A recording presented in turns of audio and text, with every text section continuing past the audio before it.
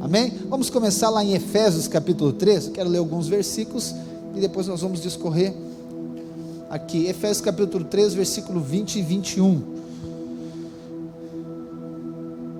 Vai dizer assim: ora, aquele que é poderoso para fazer infinitamente mais do que tudo o que pedimos ou pensamos, segundo o seu poder que opera em nós. A Ele seja a glória na igreja em Cristo Jesus por todas as gerações, para todos sempre. Amém. Então nós iniciamos aqui pela expectativa daqueles que creem. A expectativa daqueles que creem é uma expectativa de infinitamente mais. É uma expectativa de que Deus é poderoso para fazer muito mais. Que Deus é poderoso porque Ele pode, porque Ele é o poder, dEle é a autoridade, dEle é a glória, dEle é todas as coisas. Ele tem esse potencial para fazer muito mais daquilo que eu peça e muito mais daquilo que eu posso pensar. Então essa é a expectativa de todo aquele que crê no Evangelho. Porque antes de nós crermos no Evangelho, qual que é a nossa expectativa? Antes de nós crermos no Evangelho, a nossa expectativa ela é negativa, vamos dizer assim. Não é de que algo bom vai acontecer, é de que algo ruim vai acontecer.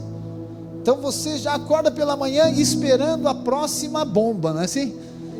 Já acorda de manhã, exato, já acorda de manhã esperando o que vai acontecer hoje, sempre no lado negativo. Mas quando você começa a acessar a graça de Deus, você começa a acessar o amor de Deus, você já acorda com outra expectativa. Deus, de que maneira a bênção do Senhor vai manifestar na minha vida hoje? Senhor, de que maneira a graça do Senhor vai ser revelada no meu coração? Senhor, de que maneira eu vou acessar infinitamente mais essa graça? De que maneira? Essa se torna a expectativa do seu coração.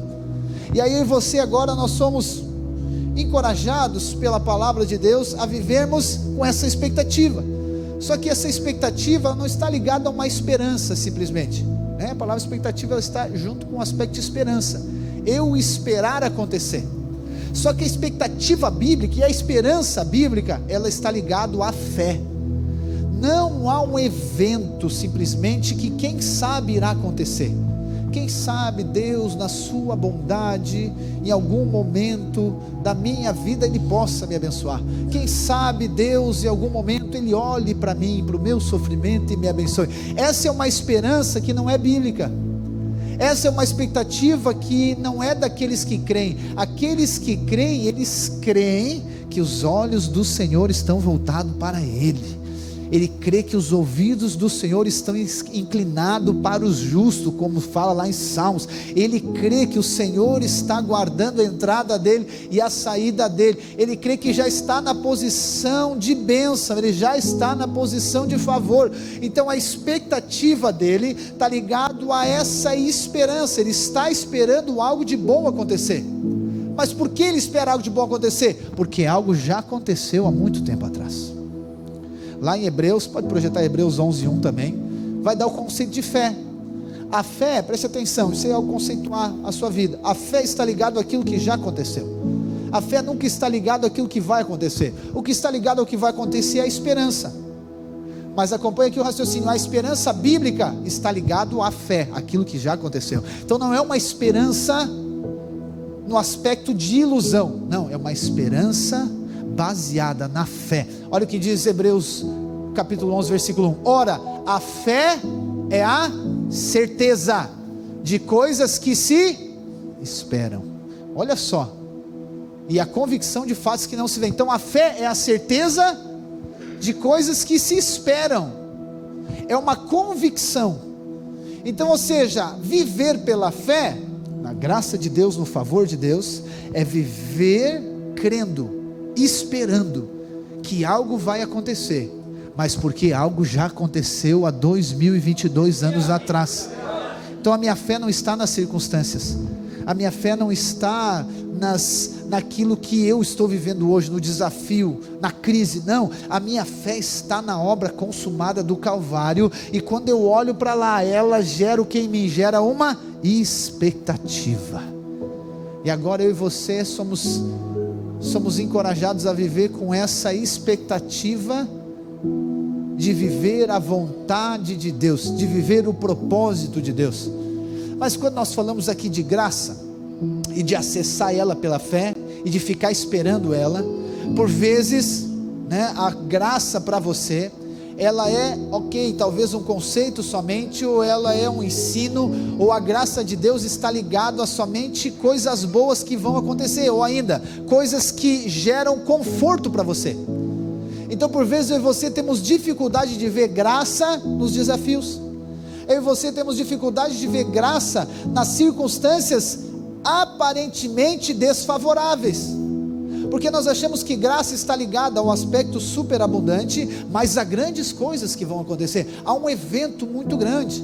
Então, por exemplo, graça no aspecto financeiro, o que você pensa? É quando você receber muito dinheiro, daí é graça de Deus. Então graça de Deus é o que? Graça de Deus é um avião deixar cair um malote no quintal da minha casa, com milhares de reais. Então às vezes, muitas pessoas acabam considerando que graça é isso, é esses aspectos extraordinários. Eu quero dizer, a graça de Deus, ela estende aspectos extraordinários, mas eu quero dizer, a graça de Deus está em todos os dias na sua vida. A graça de Deus está em todos os desafios que você talvez tenha enfrentado. A graça de Deus está lá, naquele problema por vezes que você não consegue enfrentar. A graça de Deus está naquelas crises que você tem medo de enfrentar. A graça de Deus está na crise lá no seu trabalho, na crise no casamento, lá está a graça de Deus. Só que talvez até hoje você não estava vendo, mas eu quero dizer que hoje os seus olhos espirituais serão abertos, e você vai ver que lá existe infinitamente mais. Aonde você acha que não tem graça, eu quero dizer que o Senhor vai abrir os seus olhos, e você vai ver que ali será a maior experiência de favor de Deus que você já esteve na sua vida. Eu quero ler com você lá no livro de Ruth, capítulo 2, quero ler alguns versículos, e antes de ler esse versículo, eu quero só contextualizar quem é Ruth, né? Talvez você já leu o livro de Ruth, você já teve algum tipo de acesso, mas aqueles que ainda não tiveram, eu quero trazer para você. Ruth foi uma pessoa que ela foi favorecida desde o início da vida dela. A palavra de Deus diz que havia uma família que morava em Belém. Belém fazia parte, Belém é Israel, e a bênção de Deus, ela sempre foi endereçada para Israel, porque Israel era o povo de Deus, começou com Abraão, então a bênção era Israel, o Deus é o Deus de Israel, então sempre a bênção de Deus está para Israel. Só que em algum momento essa família, que era a família de Elimeleque, Noemi e 2 filhos, eles saem de Israel, eles saem de Belém e vão para um outro lugar, um outro país, vamos dizer assim, para um outro povo chamado Moabe, porque Israel estava passando por crise, estava passando um momento de escassez, um momento de dificuldade, e essa é a tendência natural, é sempre sair do lugar que Deus colocou por causa da dificuldade, é sair da cidade, é separar no casamento, porque está em crise, está em dificuldade, então não pode ser de Deus, então eu vou sair daqui, eu vou para outro lugar. Isso acontece com essa família. Quando eles chegam lá em Moabe, os 2 filhos, eles casam com 2 mulheres, e o nome de uma delas é Ruth, e a outra é Orfa. E o resultado deste sair do lugar que Deus colocou, é que o pai dessa família, Elimeleque, morre, e os 2 filhos acabam morrendo, sobra Noemi e as 2 noras. Noemi em algum momento diz, eu vou voltar para Israel, eu vou voltar para lá. Por quê? Porque alguém me falou que agora Deus está abençoando aquele lugar, então eu vou voltar para lá. Quando ela vai voltar, ela chama as 2 noras e diz para Orfa e para Ruth, o seguinte, eu estou voltando, e vocês voltam para a casa de vocês, para famílias de vocês, porque eu estou voltando para Israel. Inicialmente as 2 dizem, não, nós vamos voltar contigo, nós não vamos te deixar, nós vamos voltar contigo. E aí Noemi insiste, não, vocês precisam de voltar para lá, porque eu não tenho como dar filho para vocês casar, e mesmo que eu casasse de novo e tivesse um filho, até eles crescerem para vocês casar, meu Deus, ia ser muito tempo. E aí Noemi convence elas mais uma vez a ficar. Orfa decide, ok, eu vou ficar em Moabe, mas Ruth decide, não, eu vou voltar contigo, eu não vou te deixar, agora o teu povo será o meu povo, o teu Deus será o meu Deus, e aonde tu fores eu irei contigo. Ruth faz uma aliança com Noemi, e agora Ruth, então, que era de Moabe, que não era povo de Deus, ela vem morar no meio do povo de Deus. Aquela que não era, aquela que não merecia, ela agora é colocada na posição da graça, do favor de Deus. Ela estava fora, ela não era do povo de Deus, mas agora Deus, por uma circunstância que talvez inicialmente era adversa para Deus abriu uma porta, uma oportunidade para Ruth, e ela percebeu, é uma oportunidade de Deus na minha vida, aqui tem graça, aqui tem favor. Talvez aonde muitos viam somente a morte, ok, a morte do marido com certeza, né, é algo muito trágico, mas ainda assim naquela situação difícil, Ruth viu o que? Ruth viu o favor de Deus, Ruth viu graça de Deus. Ela não ficou na morte do marido, ela viu que através daquilo ali, Deus estava levando ela para o lugar que Ele já tinha projetado, programado para ela, e isso tinha muita implicação na época, porque a bênção de Deus estava sobre Israel, o povo de Deus é Israel. E Ruth, quando está lá, agora Ruth está em Israel, Ruth está em Belém, e Belém, nome, né, significa casa de pão, lugar de provisão, isso que significa Belém. Então agora Ruth está no lugar da provisão, Ruth está na posição da graça, e ali agora Ruth, ela entende que ela foi inserida naquele lugar, não porque ela merecia, mas porque Deus escolheu para ela. E lá em Belém, havia um parente da família de Elimeleque, e o nome dele é Boaz, e nós vamos ler, você vai perceber. Boaz, ele poderia resgatar Ruth e casar-se com ela, para quê? Para continuar a genealogia, para continuar a família. Só que quando Ruth chega lá, agora ela entende que Deus colocou ela lá, e ela agora vai colher algo, que era tempo de colheita. Então ela começa a procurar os lugares, os campos, sem saber quem é Boaz, sem saber de ninguém, e ela encontra um lugar lá para começar a colher. E aqui é o que eu quero ler contigo, depois nós continuamos. Olha só, diz assim a palavra, lá em Ruth 2, versículo 1: Noemi tinha um parente de seu marido, dono de muitos bens da família de Elimeleque, o qual se chamava Boaz. Ruth, a moabita, disse a Noemi: deixe-me ir ao campo para apanhar espigas, atrás daquele que me permitir fazer isso. Noemi respondeu: vá, minha filha. Ela se foi, chegou ao campo e apanhava espigas atrás dos ceifeiros. Por casualidade, ela entrou na parte do campo que pertencia a Boaz, que era da família de Elimeleque. Eis que Boaz veio de Belém e disse aos ceifeiros: que o Senhor esteja com vocês. E eles responderam: que o Senhor o abençoe. Depois Boaz perguntou ao servo encarregado dos ceifeiros: de quem é essa moça? O servo respondeu: essa moça é moabita, que veio com Noemi da terra de Moabe. Ela me pediu que a deixasse recolher espigas e ajuntá-las entre os feixes após os ceifeiros. Assim ela veio e ficou aqui desde a manhã até agora. Só parou um pouco para descansar no abrigo. E então Boaz disse a Ruth: escute, minha filha, você não precisa ir colher em outro campo, nem se afastar daqui. Fique aqui com as minhas servas. Fique atenta ao campo onde forem colher e vá atrás delas. Eu dei ordem aos servos para que não toquem em você. Quando você ficar com sede, vá até as vasilhas e beba da água que os servos tiraram. Então Ruth se inclinou, encostando o rosto no chão, disse a Boaz: porque o Senhor está me favorecendo e se importa comigo, se eu sou uma estrangeira? Boaz respondeu: já me contaram tudo o que você fez pela sua sogra, depois que você perdeu o marido. Sei que deixou o pai, mãe e a terra onde nasceu, e veio para um povo que antes disso você não conhecia. O Senhor lhe pague pelo bem que você fez, que você receba uma grande recompensa do Senhor, o Deus de Israel, sob cujas asas você veio buscar refúgio.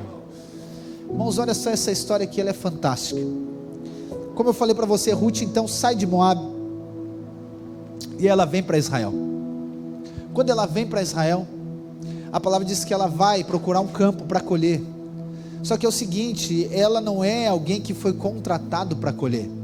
Havia uma lei em Israel que dizia o seguinte, que aqueles que tinham plantação e aqueles que colhiam, eles precisavam permitir que os pobres, eles precisavam permitir, ou melhor, eles precisavam deixar algumas sementes para as pessoas pobres vir atrás daqueles que estavam colhendo.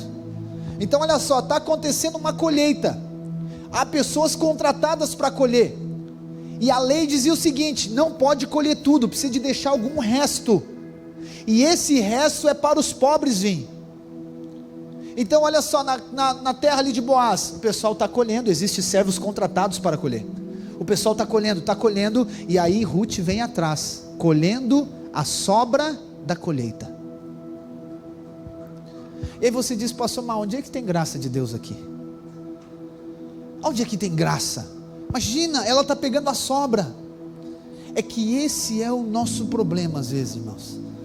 Como eu falei para você, nós achamos que graça é algo muito grande, e às vezes você não vê graça nas pequenas coisas. A palavra diz que Ruth, ela está recolhendo do resto. Só que eu li, você percebe quando aqui nós lemos essa porção da palavra, você vê ela indignada com isso, ou você vê ela grata? Mas ela está colhendo o resto. E se fosse eu e você? Se fosse você, como que você ficaria? Você ficaria ofendido? Ou você ficaria grato? É claro que agora você vai dizer que ficaria grato, né? Não, pastor, resto eu não sou cachorro para comer resto. Eu não aceito. Se é bênção de Deus, tem que ser o melhor de todos, porque a graça é superabundante. É superabundante. Só que antes de você ter revelação da graça ser abundante, você precisa de saber qual que era a sua condição. O que define a graça para você ser superabundante é a sua necessidade. Ruth sabia muito bem da onde Deus tinha tirado ela. Ruth não era do povo de Deus, Ruth não era de Israel, Ruth não merecia nada. Por isso que as migalhas para ela era suficiente. Por isso que as migalhas para ela disse: meu Deus, é muito favor na minha vida, eu poder pegar do resto da colheita. Ela sabia que ela não merecia nada, logo Deus dando a migalha para ela, ela valorizou. Isso aqui é uma revelação da graça. Isso aqui é uma revelação que o Senhor vai te dar nesta noite. Por vezes você se tornou insatisfeito com a graça de Deus, sem saber que aquilo é graça de Deus. Você se tornou insatisfeito quando dos seus lábios sai muito mais reclamação do que palavras de gratidão do que você tem. Existe uma insatisfação crônica, que é daqueles que não tiveram revelação da graça. Então da boca desses só sai reclamação. Reclama porque ele não tem o que eu quero, eu não tenho o carro que eu quero, eu não tenho a casa que eu quero, o meu marido não faz o que eu quero, a minha esposa não faz o que eu quero, os meus filhos também não fazem o que eu quero, ninguém faz o que eu quero, então eu sou insatisfeito.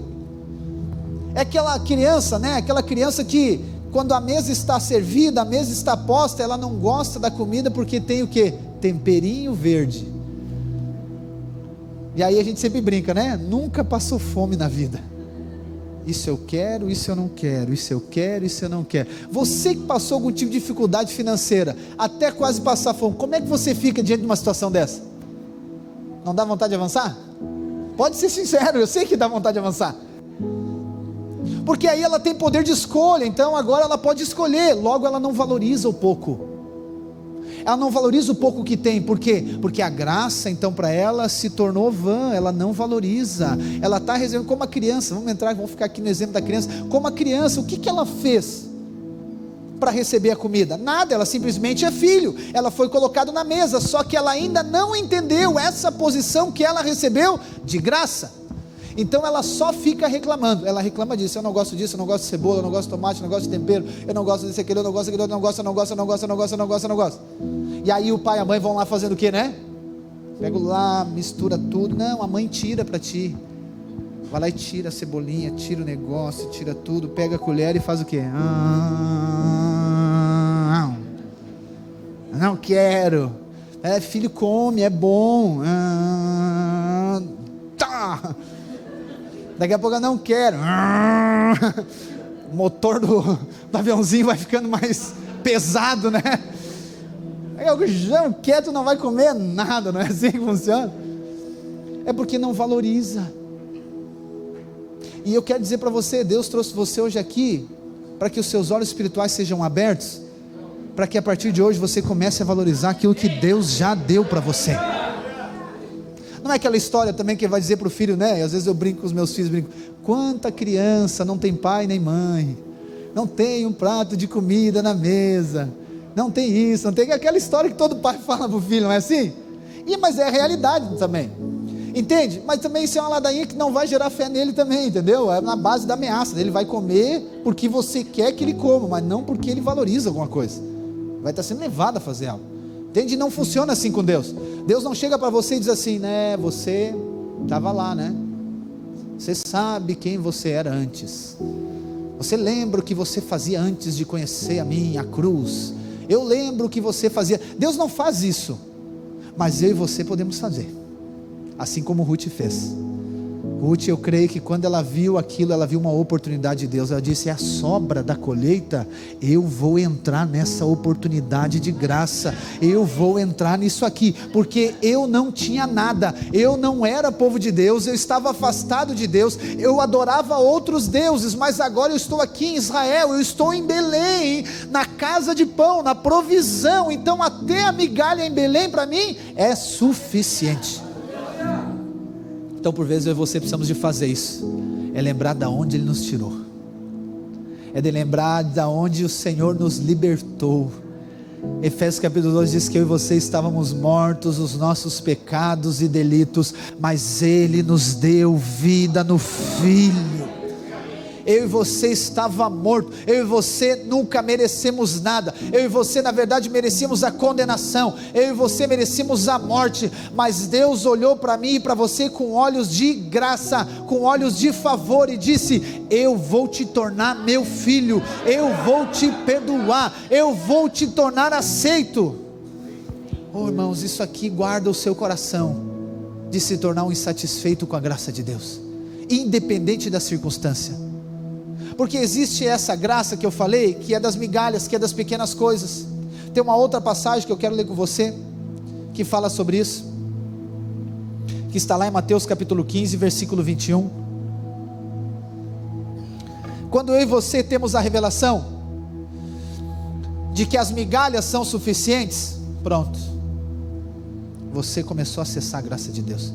Não estou falando isso para você ficar contente ou acomodado com poucas coisas, com coisas pequenas, não, todo domingo eu falo para você, sonhe grande, pense grande, tenha fé, Deus vai fazer grandes coisas, a graça é superabundante sobre você, sim, só que eu quero dizer que tem dias que essa graça, ela vai manifestar nas migalhas, e você precisa de ser grato também por elas.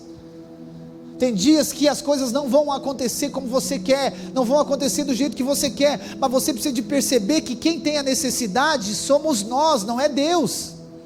A necessidade é nossa. A necessidade aqui era de quem, irmãos? Era de Boaz ou era de Ruth? Era de Ruth a necessidade. Boaz estava colhendo, a fazenda dele estava bombando, vamos dizer assim, mas quem tinha necessidade era Ruth que tinha necessidade. Então às vezes você pode entender por que Deus permite você passar por algumas necessidades.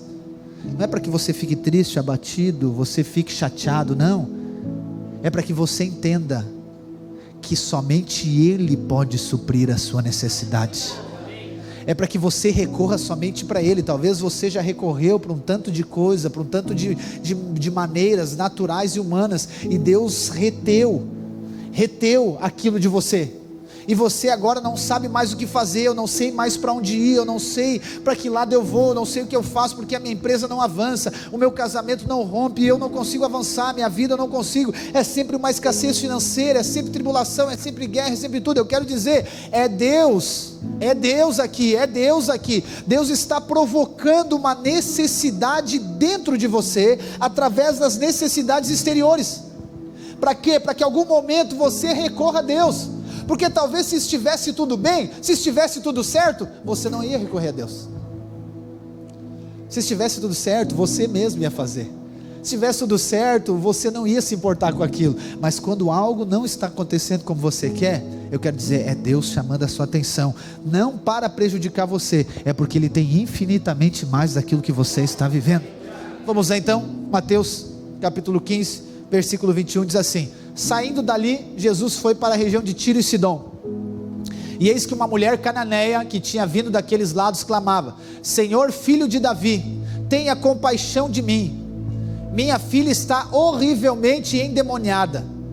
Jesus, porém, não lhe respondeu palavra, Então os seus discípulos, aproximando-se, disseram: mande-a embora, pois vem gritando atrás de nós. Mas Jesus respondeu: eu não fui enviado senão as ovelhas perdidas da casa de Israel. Ela, porém, veio e adorou, dizendo: Senhor, me ajude. Jesus respondeu: não é correto pegar o pão dos filhos e jogá-lo aos cachorrinhos. A mulher disse: é verdade, Senhor, pois os cachorrinhos comem das migalhas que caem da mesa dos seus donos.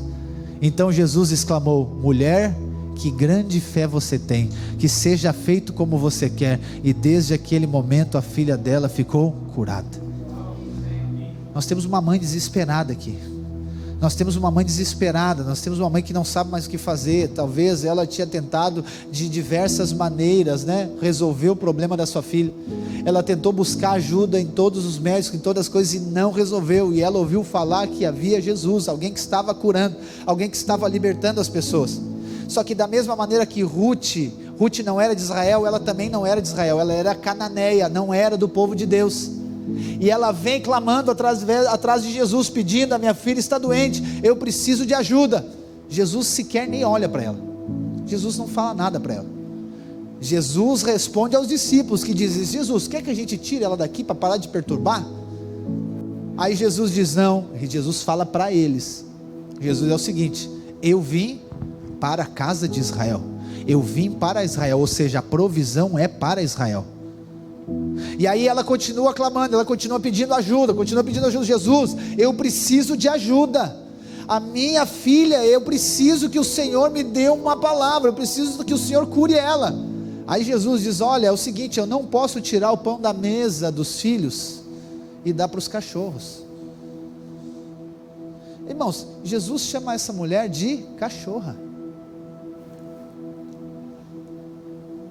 E qual que é a resposta dela?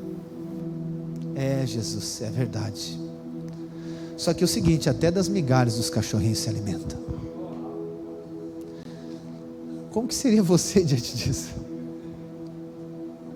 Não, eu não vou mais naquela igreja lá. Chamada de cachorra. Isso é muita humilhação para mim. Que palhaçada.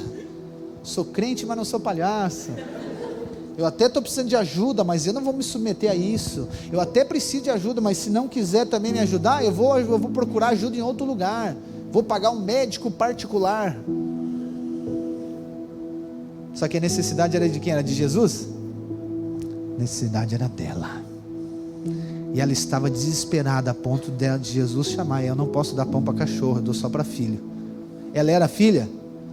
Ela não era de Israel, mas ela creu que até as migalhas dos pão dos filhos podia curar ela. O poder da migalha, quando a migalha for suficiente para você, eu quero dizer, você acessou um nível mais profundo de graça e de favor de Deus. Quando a migalha, ela, se fosse a migalha cair no chão, eu acredito que ela se jogou no chão e pegou aquela migalha. É isso que eu preciso, porque eu sei que até as migalhas que vêm de Jesus, de ti, elas podem transformar a minha vida. A palavra diz que Jesus imediatamente olhou para ela e diz: ô mulher, é isso aqui. Eu imagino que Jesus vibrou na hora. É isso aqui que é fé. É assim que a pessoa precisa de crer, que ela não merece, ela não merecia, mas ainda assim ela creu. Primeiramente Jesus disse: não, tu não merece. Ela, como se ela dissesse: eu sei, é por isso mesmo que eu não mereço, mas eu creio que tem provisão, eu creio que é infinitamente mais. Você está passando por um desafio, você está passando por um problema, Satanás vem dizer para você: você está passando isso porque você merece, e você não merece a bênção de Deus. O que geralmente acontece? Você aceita a intimidação. É verdade, o meu casamento tem que estar assim mesmo, porque eu fiz tudo errado na minha vida, eu fiz tudo errado, minha empresa tem que estar assim, porque eu fiz tudo errado na minha vida. Você acaba concordando com Satanás. Não, eu quero dizer para você, a partir de hoje, você tem que dizer: é verdade, está assim, porque eu fiz errado, mas eu sei que Deus tem a provisão para mim, e eu não mereço essa provisão, mas eu creio que até as migalhas do pão dos filhos são suficientes para a minha vida ser transformada. Essa é a graça de Deus, irmãos. Essa é a graça de Deus. Eu quero dizer, uma migalha, ela pode transformar a sua vida. Uma migalha, ela pode transformar a sua vida, porque o poder que tem uma migalha do pão dos filhos, que é Jesus Cristo, ele pode acelerar o processo de Deus na sua vida. Aquilo que você está tentando conquistar pelo seu esforço, aquilo que você está tentando fazer com base na sua habilidade, se você receber somente uma migalha, a sua vida é transformada. Mas eu preciso eliminar aqui o aspecto de merecimento. Eu preciso me submeter à graça de Deus. A palavra de Deus diz assim, que Deus, ele resiste aos soberbos, mas ele concede graça aos humildes.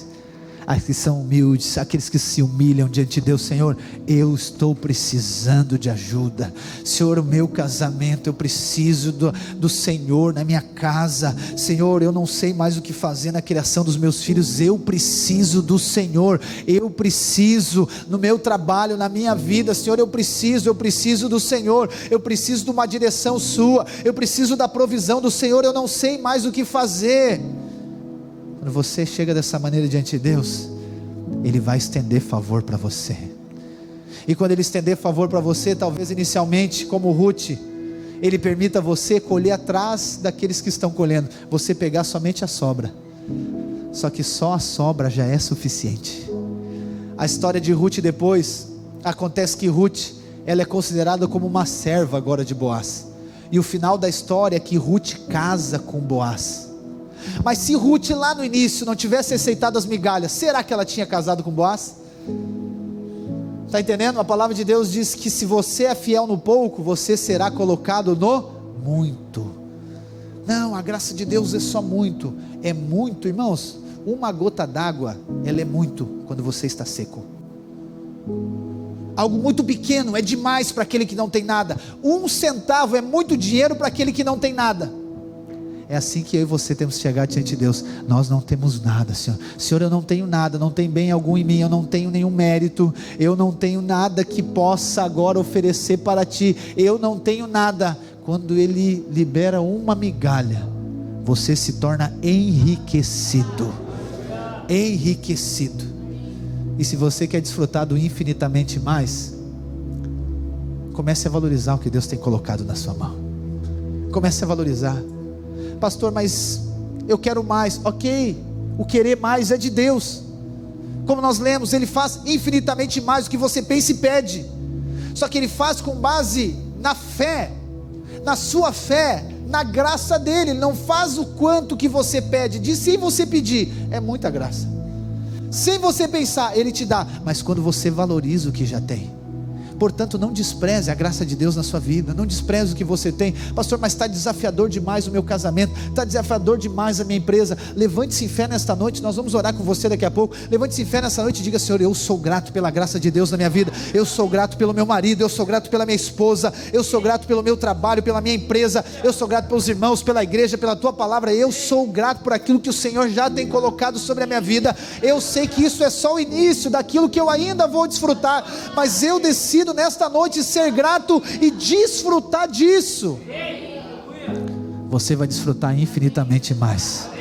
Você vai desfrutar infinitamente mais do que Deus tem para você. Eu profetizo nesses dias na sua vida, eu declaro a revelação da graça e do favor de Deus. Talvez você tenha orado e pedindo para Deus coisas, mas Deus vai abrir os seus olhos e você vai ver que já está com você.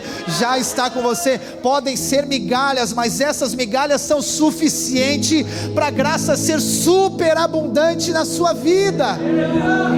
Coloque-se de pé onde você está. Eu quero encerrar lendo. Eu quero encerrar lendo algumas porções lá de Romanos 5. A primeira, Romanos 5, versículo 8 ao 10. Existe uma expressão no capítulo 5 de Romanos, no livro de Romanos 5, no 8, mas principalmente aqui no 5, que é uma expressão que Deus tem falado muito ao meu coração, que é a expressão muito mais. Muito mais, muito mais. Se você está vivendo hoje, né, pastor, a minha vida, nossa, eu tenho vivido a graça de Deus, está maravilhoso assim, eu estou tendo revelação da graça, eu tenho desfrutado demais do favor. Eu quero dizer para você, existe muito mais. Pastor, está difícil, está no conflito, está na crise, eu quero dizer, tem muito mais graça disso que você está vivendo. Existe muito mais daquilo que você pensa, muito mais daquilo que você imagina. Olha o que diz a palavra de Deus. Mas Deus prova o seu próprio amor para conosco, pelo fato de Cristo ter morrido por nós, quando nós éramos ainda pecadores. Logo, muito mais agora, sendo justificados pelo sangue, seremos salvos por ele da ira. Porque se quando inimigos nós fomos reconciliados, versículo 10, por si que quando nós fomos inimigos nós fomos reconciliados com Deus mediante a morte do seu filho, muito mais, estando já reconciliados, seremos salvos pela sua vida. Se quando você era pecador já havia favor, agora muito mais. Se quando você era inimigo de Deus já tinha perdão para você, muito mais agora. Se antes que você era inimigo tinha algo, eu quero dizer que tem muito mais agora. E o outro é Romanos 5, versículo 15 ao 17. Mas o dom gratuito não é como a ofensa, porque se muitos morreram pela ofensa de um só, que é Adão, a graça de Deus e o dom pela graça de um só homem, Jesus Cristo, foram abundantes sobre muitos. O dom, entretanto, não é como no caso que um somente pecou, porque o julgamento derivou de uma só ofensa para a condenação, mas a graça deriva de muitas ofensas para a justificação. Se a morte reinou pela ofensa de um e por meio de um só, muito mais, diga muito mais, muito mais os que recebem a abundância da graça e o dom da justiça reinarão em vida por meio de um só, que é Cristo Jesus. Muito mais agora, muito mais, infinitamente mais há para a sua vida. Se antes, quando era pecador, já tinha, agora existe muito mais graça. Se antes, quando você considerava que Deus era bom, eu quero dizer muito mais agora, com a revelação da graça e do favor de Deus. Se você já via a bondade de Deus antes, eu quero dizer muito mais agora na sua vida. Se você já é grato a Deus pela sua casa, eu quero dizer muito mais será agora. Se você já é grato a Deus pela sua empresa, pelo seu negócio, por aquilo que Deus fez, eu quero dizer, você será muito mais agora por aquilo que Ele vai fazer na sua vida. Existe infinitamente mais graça, infinitamente mais favor. Essa é a graça de Deus, é essa sublime graça de Deus que salva o pecador. Nós éramos mortos, mas Ele nos deu vida. Nós estávamos cegos, mas Ele agora nos faz ver o seu favor e a sua graça. Ele abre os nossos olhos agora, e agora nós podemos ver a graça, o favor, a bondade de Deus infinitamente mais sobre as nossas vidas.